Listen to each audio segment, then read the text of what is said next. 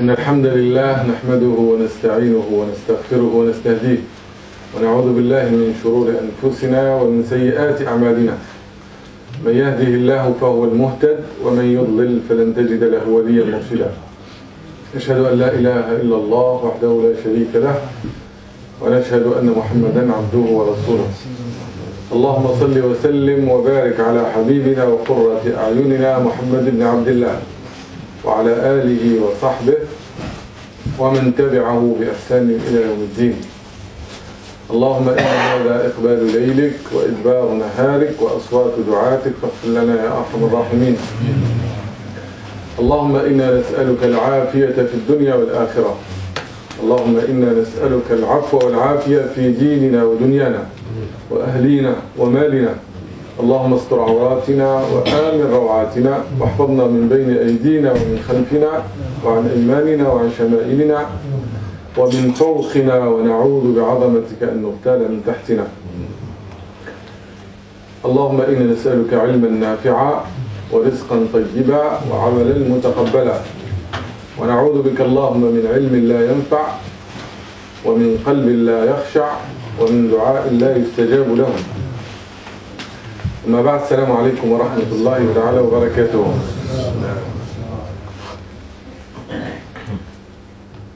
On va commencer par une histoire racontée par un grand écrivain arabe égyptien, c'est Al-Rafidi. Il a un livre très célèbre qui s'appelle Wahi al-Qalam, la révélation de la plume, sous le titre de As-Samaka, le poisson. Il va parler de l'histoire de Ahmed ibn Miskin. Ahmed ibn Miskin, c'était un grand savant de Bagdad dans le 3e siècle de l'Hégire. Et c'est Ahmed ibn Miskin qui va nous raconter son histoire. En fait, il est passé par un moment très difficile. Il a été affecté par une pauvreté, une misère, où il ne trouvait même pas de quoi nourrir sa femme et son enfant. Et il a passé une nuit avec sa famille à regarder les meubles. Il disait, si j'étais à rat, j'aurais pu manger le bois du meuble. Jusqu'au matin, il a décidé de vendre sa maison et les biens qu'il possédait, même s'il ne possède rien du tout, pour au moins s'acheter de quoi se nourrir. Donc le matin, il est parti faire sa prière de l'aube et il a attendu le lever du soleil, Shuruq, pour aller dans la ville trouver un éventuel acheteur. Donc alors qu'il se promène dans la ville, dans les ruelles de Bagdad, donc il croise un ami à lui, il s'appelle Abu Nasr al-Sayyad. Donc il va lui raconter son calvaire, sa misère, et Abu Nasr, il va sortir 2 galettes qu'il va lui donner pour qu'il nourrisse sa femme et son enfant. Et il va lui dire, moi-même, hier, je suis passé par la même misère. J'avais rien à manger chez moi. Et que j'ai croisé Bishr al-Hafi, que vous devez connaître, à qui je me suis plaint de ma misère. Et Bishr al-Hafi, il a pris jusqu'à le fleuve qui est le Fourat, puis il lui a dit de faire 2 rak'a, une prière de 2 rak'a. Il lui a dit Bismillah et tu lances le filet. Il a dit après un certain temps, j'ai senti qu'il y a quelque chose qui a été attrapé, mais c'était un grand poisson.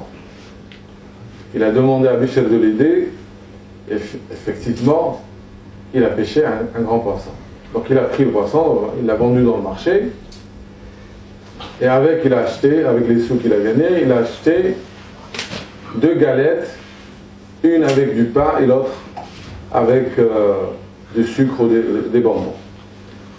Donc avant d'aller, donc ça c'est Abu Nasr, avant d'aller chez lui, il s'est dit je vais amener une galette au cheikh, à Bishr al-Hafi, pour lui offrir. Mais le cheikh va lui dire لو طعمنا هذا ما خرجت السمكة. Si on mange de cela, c'est-à-dire de ce pain que tu viens d'acheter, le poisson n'aurait pas sorti. C'est-à-dire on l'a fait, ce qu'on a fait, on l'a fait pour Allah subhanahu wa ta'ala, on ne demande pas de récompense.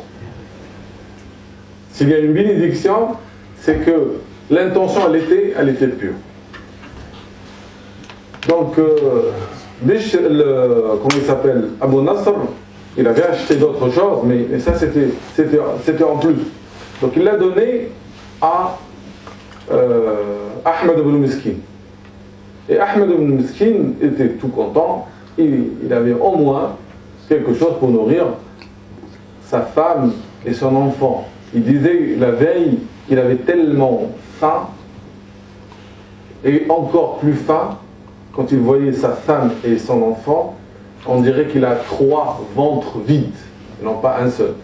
Donc il était content, il allait au moins proposer quelque chose à manger à sa famille. Mais sur le chemin, il va croiser une femme avec son enfant.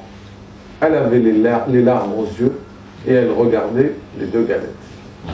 Elle aussi, elle avait faim. Donc elle lui a demandé de lui donner les 2 galettes. Donc il a regardé l'enfant, il a regardé la femme, il a dit j'ai cru que le paradis est descendu sur terre pour proposer à qui il le veut de le prendre, en donnant quelque chose à manger à cette femme et à ce garçon. Donc il leur a donné les 2 galettes et il s'est dit avant tout ils sont prioritaires, même si après un certain temps il va avoir le même souci, c'est son enfant et sa femme. Donc il va choisir un endroit pour s'asseoir et réfléchir s'il peut trouver quelqu'un pour acheter sa maison. Mais il n'est pas resté longtemps et voilà que Abu Nasr vient avec une vitesse, on lui dit tu es là alors que la richesse elle est chez toi. Je lui dis qu'est-ce qui s'est passé? Ben, il vient parce qu'il y a un ami à ton père depuis 30 ans, il a fait association avec ton père, l'affaire n'a pas marché, mais entre-temps il a changé de ville, il est parti de l'Irak vers le Khorasan et il a relancé l'affaire et là il est devenu très riche, il est venu donner la part de ton père. Donc il a croisé Abu Nasr, qu'il a amené chez lui. Donc il arrive effectivement il y a richesse de tout. Donc il se dit, la première chose que je dois faire, c'est chercher la femme et l'enfant et leur donner le nécessaire pour qu'ils sortent de cette misère. Et effectivement, il a fait ça. Il a commencé à réfléchir au bienfait d'Allah subhanahu wa ta'ala. Et il a pensé à la parole de Bishr al-Hafi, law ta'imna min hada ma kharajat as-samaka. Si on avait mangé de cette galette, alors le poisson ne sortirait pas. Donc s'il n'avait pas donné les galettes à sa femme et à l'enfant, peut-être l'homme qui est venu chercher son père, personne ne le connaissait. Son père, en étant vivant, personne ne le connaissait. Alors qu'il est mort depuis 30 ans, s'il n'avait pas croisé Abu Nasr qui le connaissait, peut-être il n'aurait pas pu le trouver. Donc il a dit, et j'ai commencé à donc faire déjà des affaires avec cet argent, avec ces biens, mais en même temps à sortir des aumônes, sadaqa. Donc il était très généreux. Et plus il est généreux, plus la richesse s'accroît. Il s'est dit, en lui-même, j'étais satisfait de moi-même. Et je me suis dit, j'espère être parmi les gens vertueux. Mais un jour, plutôt une nuit, il s'est endormi et là il a vu dans le rêve, c'est le jour de la résurrection. Et les créatures sont comme des vagues déferlantes. Et il attendait son tour. Et quand il a comparu devant Allah subhanahu wa ta'ala et que la balance s'est dressée, on a commencé à mettre ses hasanats d'un côté et ses péchés de l'autre côté. Il a dit les sayyi'at étaient plus importantes que les hasanats. Et donc on a mis tous mes aumônes, mes œuvres, ils n'ont pas pu prendre le dessus. Parce qu'à chaque fois ils mettaient une aumône, j'avais l'habitude de donner 100 dinars. Mais quand on soulève, il y avait ce qu'il a appelé lui shahwa khafiya, un plaisir dissimulé, une passion cachée. Soit c'est par ostentation, soit il s'attendait à l'éloge, barakallahu fik, merci, soit il était satisfait de lui-même parce qu'il est généreux. Donc il a vu que ses hasanats, tout l'argent qu'il a donné, c'était comme des flocons de laine. Et que ses sayyi'at c'était comme une montagne, une grande montagne, impossible de la vaincre. Et il s'est dit, ça y est, je vais être jeté dans l'enfer. Et les anges vont demander, est-ce qu'il a d'autres hasanats? On a dit oui. Donc les 2 galettes qu'il a données à la femme et à son enfant. Donc quand ils ont mis les 2 galettes, la balance, elle s'est mise à l'équilibre. Mais là c'est égalité. Il est dans le risque. Puis on a demandé est-ce qu'il a d'autres hasanats? Ils ont dit oui, il y a les larmes de la femme. Et ça a été mis dans le côté des hasanat, il a entendu laqad naja, laqad naja. Il a été sauvé, il a été sauvé. Et là il s'est réveillé. Il s'est réveillé en répétant la parole que Bishr al-Hafi a dit, si on avait mangé de la galette, de ça, donc le poisson n'aurait pas pu sortir. C'est quoi la morale de cette histoire? La morale de l'histoire, c'est que quand on est pratiquant et qu'Allah nous facilite les bonnes œuvres, c'est là où il faut être plus vigilant. Parce que les œuvres, comme disait Ibn Ata'illah al-Sakandari, al-a'malu suwarun. Les œuvres sont des formes, comme un corps, des images. C'est quoi qui leur donne vie? C'est quoi leur esprit? C'est la sincérité.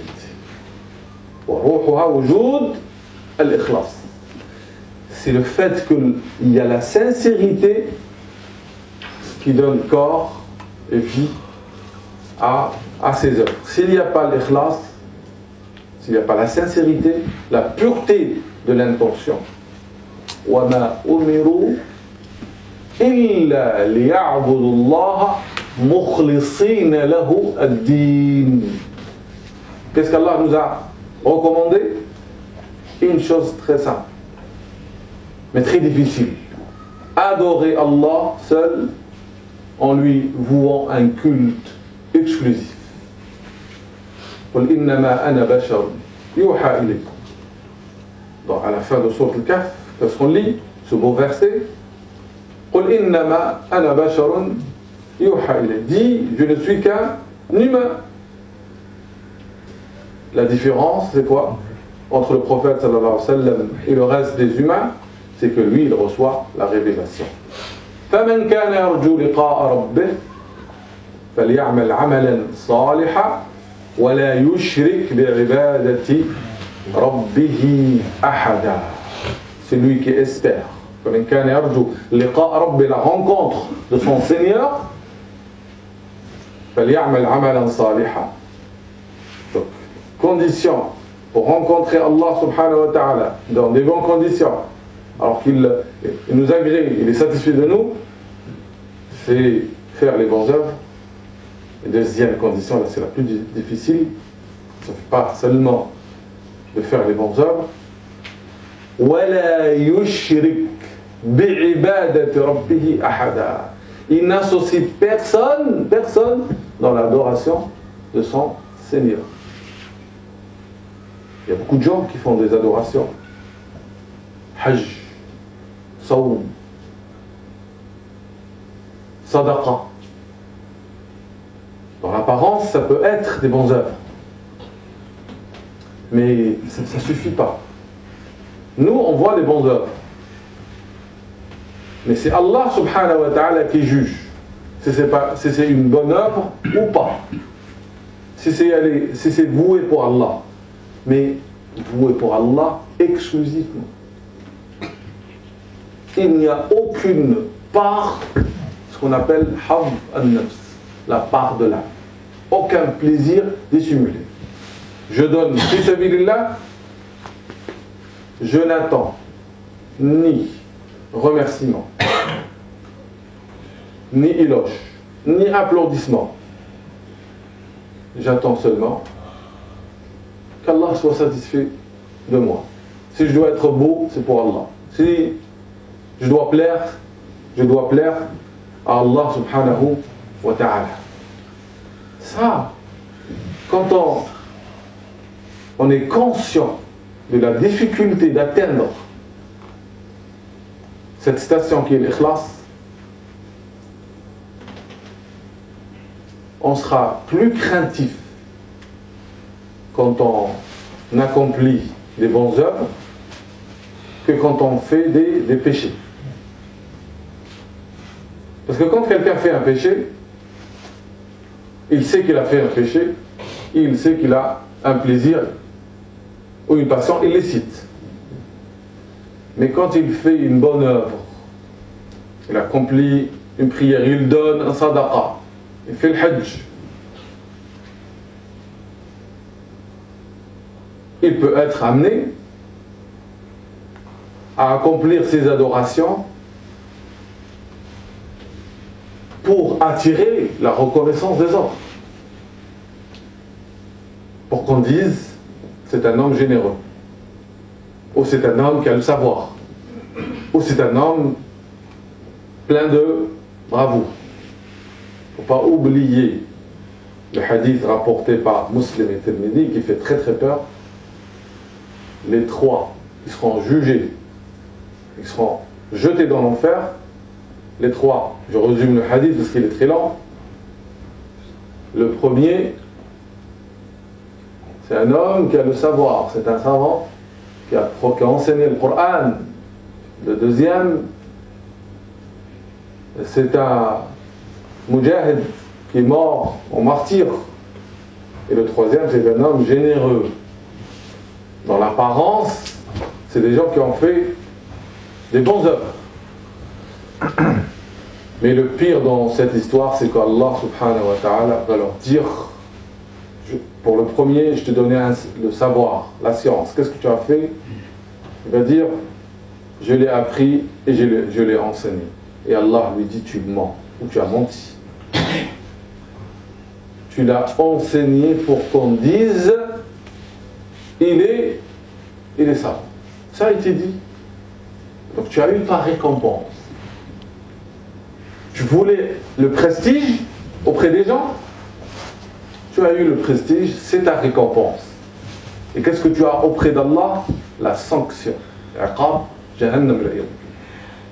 C'est pareil pour l'homme qui est mort dans le sentier d'Allah, fi sabilillah, il va dire j'ai combattu pour ta cause.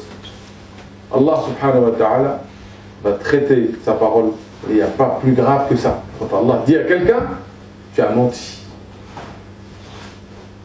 Ce n'est pas un être humain qui traite un autre du mensonge. C'est Allah Azza wa Jal, dans ce jour terrible, qui va dire à ce serviteur, tu as menti, tu as voulu qu'on dise il est brave. Et ça a été dit, tu as eu ta récompense. Mais auprès de nous, ta récompense, c'est l'enfer. Et le troisième, c'est un homme très généreux, qui a donné, soi-disant fi sabilillah, mais en fait c'était fi sabil pour la cause de l'ego, shahwa khafiyya, un plaisir dissimulé. Pour cela on raconte qu'un homme a construit avec son argent une mosquée, pratiquement à 99%, c'est lui qui a construit la maison, la maison de Dieu, c'est-à-dire la mosquée. C'est fier, heureux, il a préparé la plaque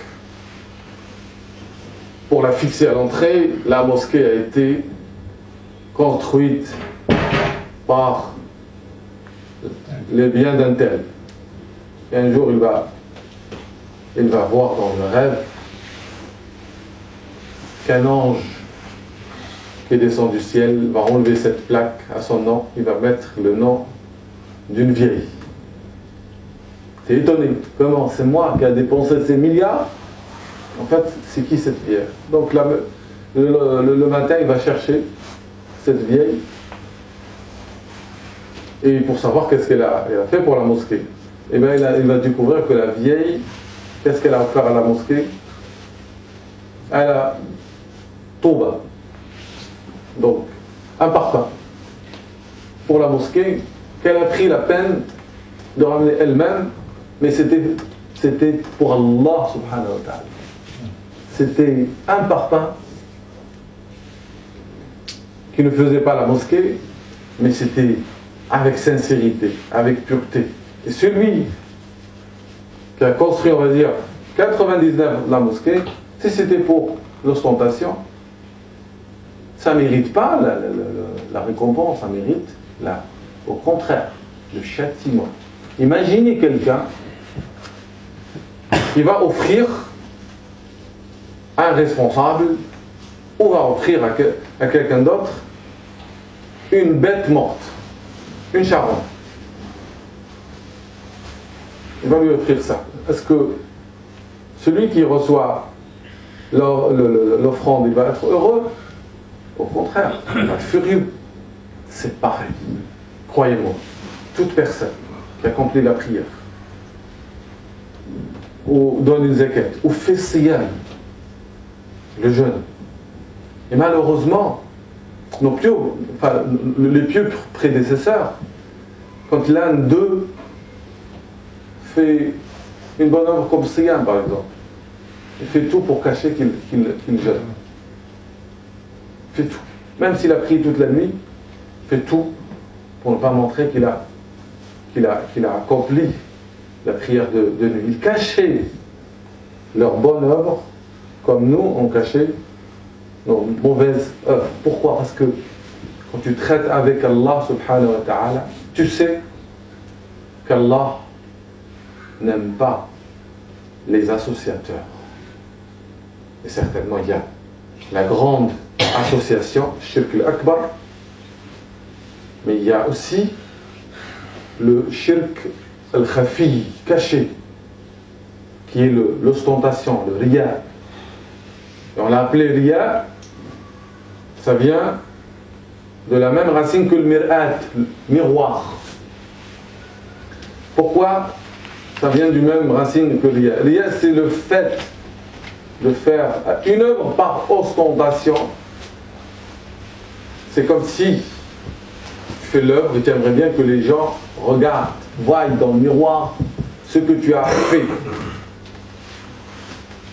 et parce que tu aimerais bien que les gens voient ce que tu as fait, tu as associé les gens dans ton adoration. Et Allah n'aime pas, Azza wa Jal n'aime pas les associateurs. C'est un point sur lequel il faut être très vigilant. Parce qu'il y a beaucoup de défauts dans les œuvres. Il y a beaucoup d'anomalies, de vices. Si on n'est pas conscient que les œuvres que nous accomplissons, qui sont dans l'apparence, quelqu'un qui va faire le Hajj, c'est une bonne œuvre. Mais s'il cherche derrière à avoir un titre, ou il cherche à avoir un prestige,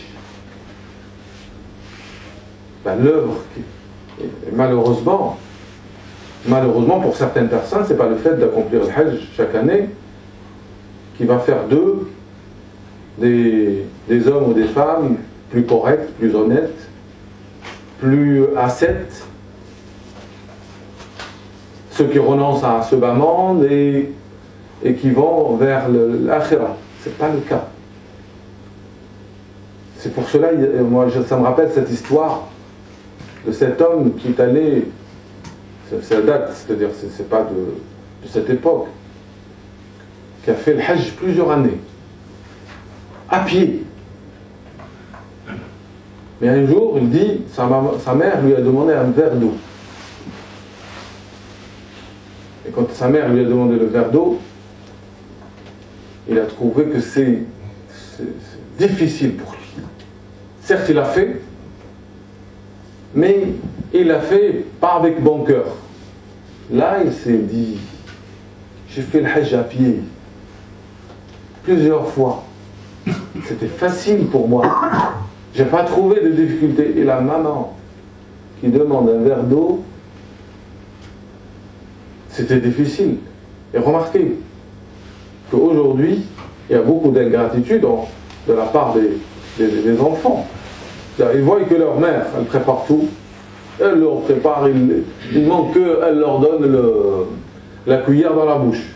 Et quand la maman leur demande une chose, c'est elle qui a préparé tout, qui a dressé la table, qui a passé toute la matinée à faire la cuisine. Et quand elle leur demande un verre d'eau, pareil. Attends. On lui dit attends. Aussi leur demander d'aller chercher quelque chose. Ah là, c'est... tu entendras, tu vois que des sourds. Ils n'ont pas entendu. Mais ça, c'est de l'ingratitude, mais en même temps, ça dénote un problème. Quand on voit les gens se précipiter à faire des œuvres surrogatoires, nawafil, fadal, alors que ils sont négligents en termes d'obligation. Quand quelqu'un, comme c'est le cas de cette personne et d'autres, il fait le Hajj chaque année, et quand tu lui demandes cet argent-là, tu as fait l'obligation, le Hajj c'est une fois. Alhamdulillah, tu as fait plusieurs fois. Prends cet argent, donne-le à un jeune qui commence à faire sa vie. Comme dit le Cheikh Mohamed Ghazali, un jour, il s'est adressé à ces riches qui font chaque année le Hajj en pensant qu'ils vont à chaque année nettoyer, laver l'argent qu'ils ont gagné d'une façon malhonnête.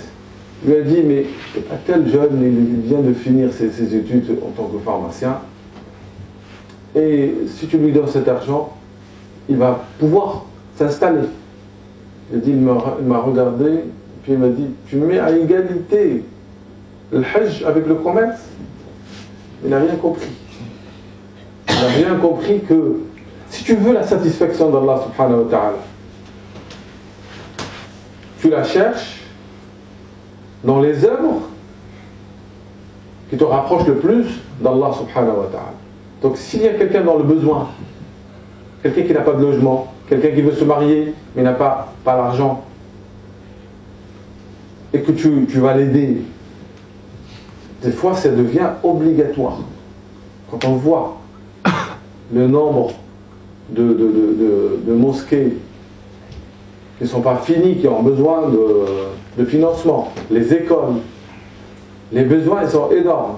Quand on voit les gens, on va dire, carrément dilapider l'argent, alors que de l'autre côté, il n'y a aucune amélioration dans leur comportement, il y a des questions qu'on doit se poser.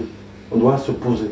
Et d'ailleurs, sans réfléchir à ces cas, il faut qu'on nous-mêmes on se demande. La meilleure chose que je peux faire, qui me rapproche vraiment d'Allah subhanahu wa ta'ala, c'est une œuvre cachée. Une œuvre que je fais pour Allah subhanahu wa ta'ala, sans chercher que un tel ou un tel sache ce que j'ai fait. Parce que des fois, même si on est à l'abri des yeux, des regards, on peut souhaiter que les autres sachent ce qu'on avait fait. Et ça, c'est de l'ostentation. C'est pas parce que j'ai fait l'œuvre chez moi que personne ne me voit pas que je suis à l'abri de l'ostentation. Le fait de souhaiter que les gens sachent ton état, sachent que tu as pleuré, que tu as fait la prière, que tu as fait le jeûne, cette volonté-là, si tu la réprimes pas, tu es dans l'ostentation. C'est pour cela qu'il faut consacrer les œuvres. Par exemple, c'est la raison pour laquelle les prières surrogatoires sont recommandées à faire chez soi. C'est pour cela, la prière de nuit, à la base, c'est une prière qu'on fait seul. Si de temps en temps, elle est faite collectivement, c'est pour aider les jeunes qui commencent à faire la prière, ceux qui n'ont pas l'habitude, mais pour avoir son effet, la prière doit être seule. Si on est obligé de donner sadaqa à la mosquée, on ne peut pas faire autrement.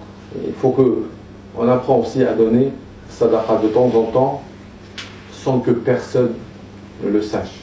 Et là, je vous raconte l'histoire, une autre belle histoire de Zayn al-Abidin. C'est un petit-fils de l'imam Ali qu'on appelait As-Sajjad. Vous savez, Sajjad, c'est pas Sajjada. Sajjada, c'est le tapis.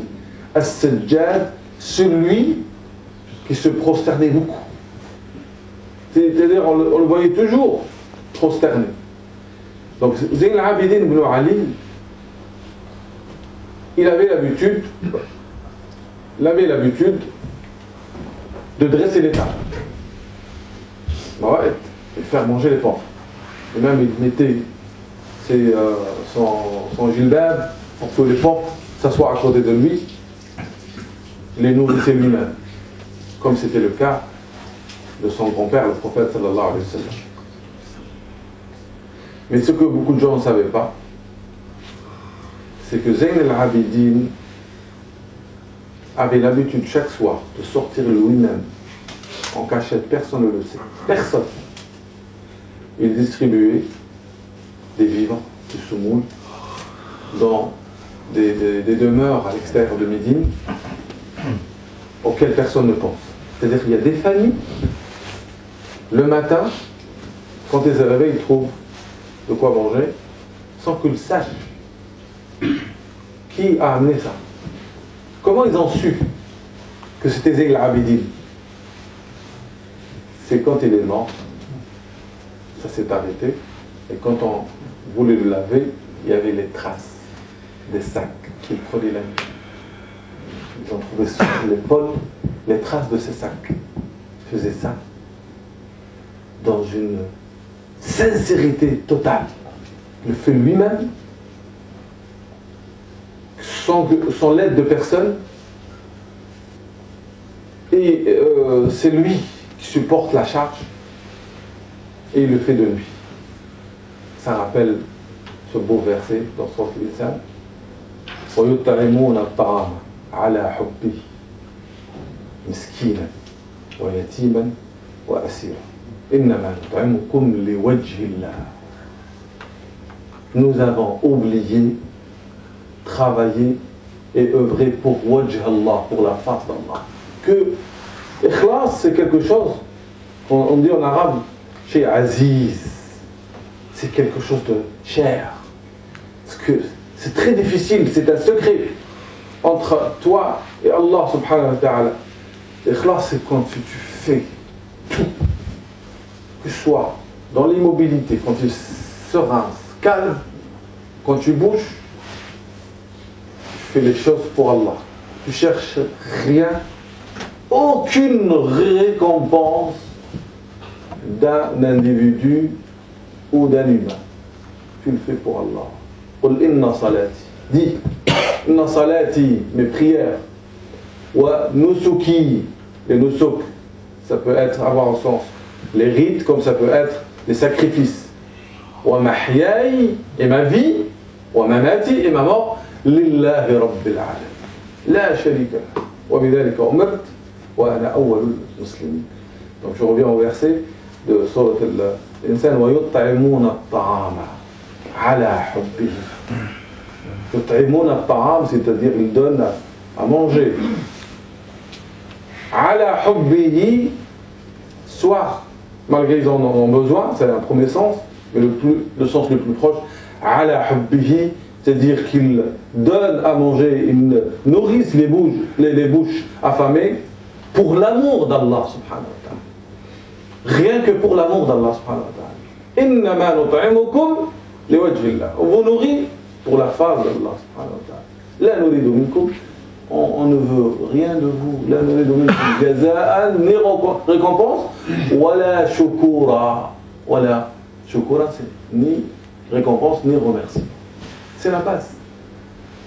Quand tu sois la cause de la guidance de quelqu'un, tu l'as appelé à l'islam, il est rentré en islam, tu l'as fait pour la face d'Allah. Tu l'as pas fait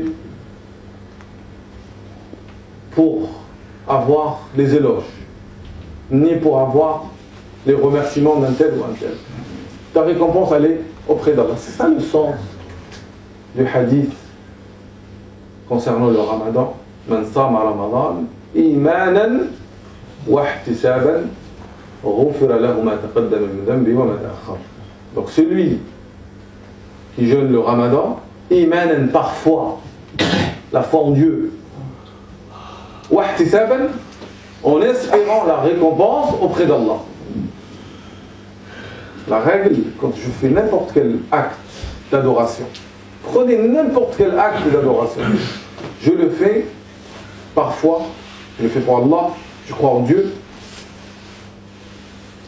mais ma récompense, la récompense que j'espère, c'est aller auprès d'Allah subhanahu wa ta'ala. Il peut me donner un avant-goût de cette récompense dans ce bas monde. Mais la vraie récompense, elle est dans l'au-delà. Quand on est habitué à travailler ainsi, et que la crainte pénètre les cœurs,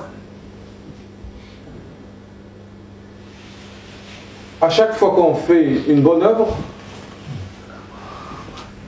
on se demande, est-ce qu'on l'a fait pour Allah subhanahu wa ta'ala, ou on l'a fait pour les gens?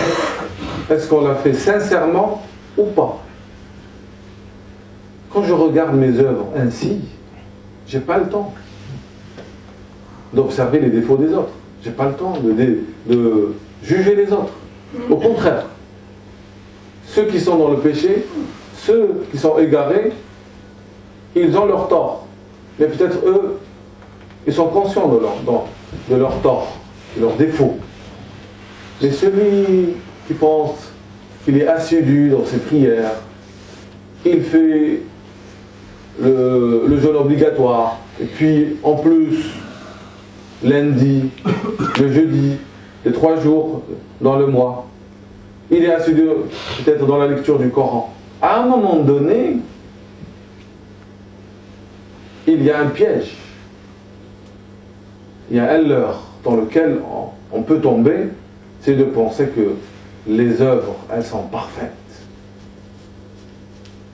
elles sont pures, Or, si tu vois et tu penses que tes œuvres sont parfaites, si tu penses que tu es sincère, il faut que tu te remets en cause. Parce que la satisfaction de soi, c'est la source de tous les défauts. Allah Ta'ala nous dit وَالَّذِينَ يُؤْتُونَ مَا آتَوْا وَقُلُوبُهُمْ وَجِلَةٌ أَنَّهُمْ إِلَى رَبِّهِمْ راجعون. Et avant, donc c'est le verset 57 dans Sourate Al-Mu'minun. إِنَّ الَّذِينَ هُمْ مِنْ خَشْيَةِ رَبِّهِمْ مُشْفِقُونَ وَالَّذِينَ هُمْ بِآيَاتِ رَبِّهِمْ يُؤْمِنُونَ وَالَّذِينَ هُمْ بِرَبِّهِمْ لَا يُشْرِكُونَ. Donc 57, ceux qui de la crainte de leur Seigneur sont pénétrés. La crainte, c'est quelque chose qu'on a oublié. La crainte de l'enfer, la crainte de la colère d'Allah subhanahu wa ta'ala, la crainte du châtiment, la crainte de la malédiction, la crainte du délaissement. Il n'y a pas une sanction plus grave, plus dangereuse qu'Allah subhanahu wa ta'ala sanctionne le serviteur en le délaissant. Pourquoi il le délaisse? Parce qu'il est fier de lui-même. Quand il fait une bonne action, il pense qu'il a fait avec ses forces. S'il apprend quelque chose, il pense que c'est par son intelligence. On a oublié la crainte d'Allah subhanahu wa ta'ala. Allah, alors que là, Allah nous dit Inna alladhina hum min khashyati rabbihim mushfiqun. Ceux qui, de la crainte de leur Seigneur, sont pénétrés.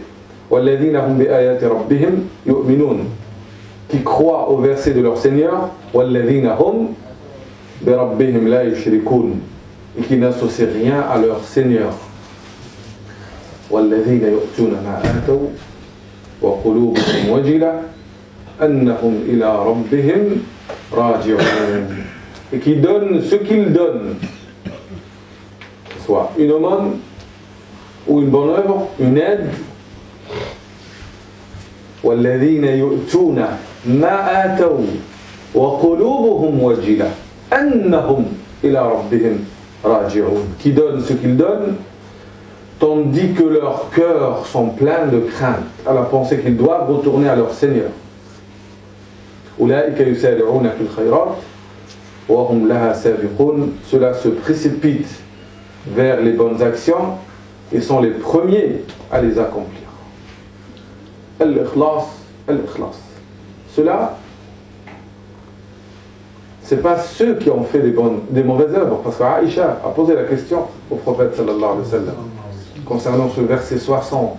وَالَّذِينَ يُؤْتُونَ مَا آتَوْا وَقُلُوبُهُمْ وَجِلَةٌ أَنَّهُمْ إِلَى رَبِّهِمْ راجعون. Est-ce que c'est l'homme qui vole, comme il a fait le fahisha? C'est celui-là qui a la crainte après avoir commis son péché. Il dit La yabnat as-Siddiq.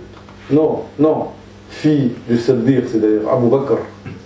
Mais c'est l'homme qui accomplit la prière, fait le jeûne, fait le hajj, mais il craint qu'Allah n'accepte pas son œuvre. Il craint qu'Allah subhanahu wa ta'ala va rejeter son œuvre. C'est pour cela qu'on a appris à la fin de la prière de dire astaghfirullah 3 fois.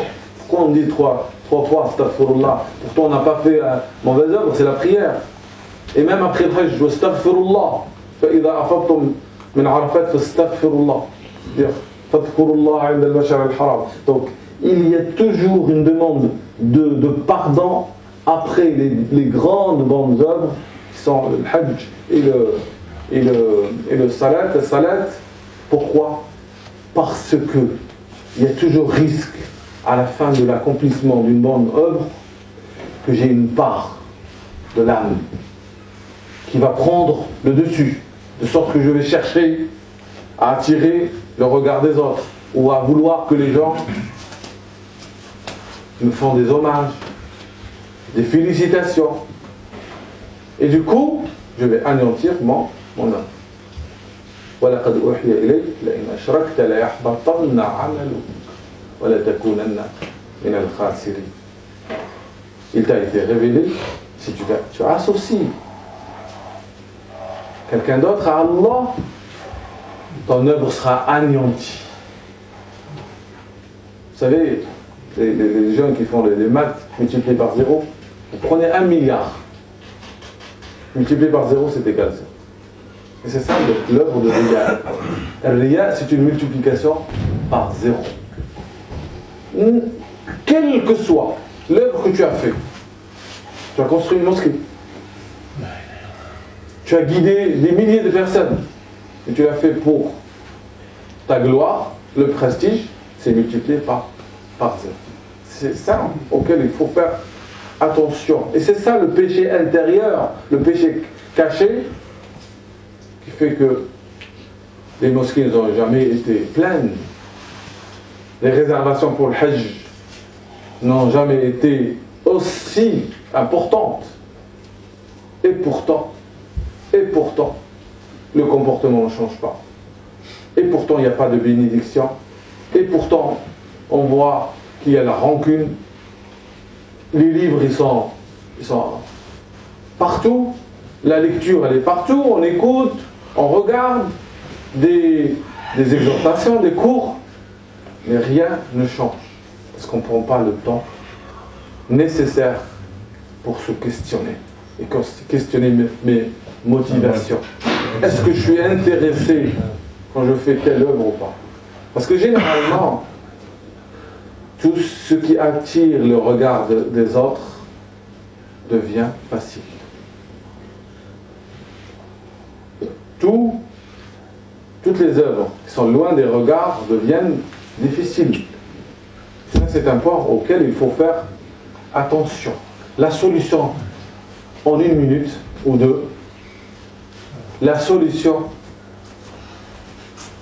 c'est de savoir déjà, comme dit Ibn Qayyim, rahmatullah alayhi, impossible que la sincérité se réunit dans le cœur du croyant avec l'amour de ce bas monde et l'amour des éloges et des félicitations.